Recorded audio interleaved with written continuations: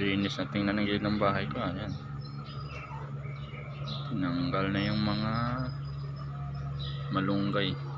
Ito may pasibol na naman. Ganda ng tubo ng kamyas ko.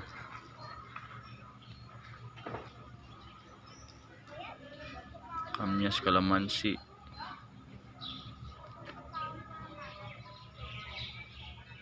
Yung papaya pinutol na rin, ayaw mamungan. May pinya,